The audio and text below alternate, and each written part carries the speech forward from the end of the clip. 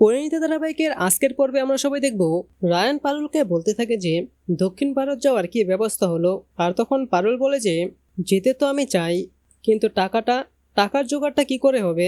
আর অন্যদিকে আমরা দেখি আজকে দর্শ পূজা বলে জিপসি কোম্পানি থেকে আজকে একটা অনুষ্ঠানের আয়োজন করা হয়। আর সেখানে অ্যাঙ্কর বলতে থাকে যে আজকের এই কম্পিটিশনে কোনো বয়সের ঊর্ধ্বসীমা নেই, আর যে এটাকে জিতবে সেই পাবে 1 লক্ষ টাকা। আর তখন এটা শুনে তো পারুল মনে মনে বলতে থাকে যে এই একটা সুযোগ বাবা ভুবনেশ্বর আমাকে দিয়েছে, এই সুযোগটাকে আমি কিছুতেই মিস করব না, এই সুযোগটাকে আমাকে কাজে লাগাতেই হবে। আর অন্যদিকে আমরা দেখি যে রায়ানের মা ওই পেপারটা দেখে আর বলে যে জিপসি আজকে দর্শপূজা। তো বন্ধুরা, কি ঘটতে চলেছে সামনে?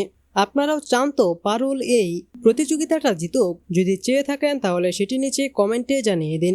এবং পরিণীতা সহ সকল ধরনের ধারাবাহিকের আপডেট সবার আগে পেতে চাইলে এখনই আমাদের এই চ্যানেলটিকে সাবস্ক্রাইব করে দিন। ধন্যবাদ সবাইকে।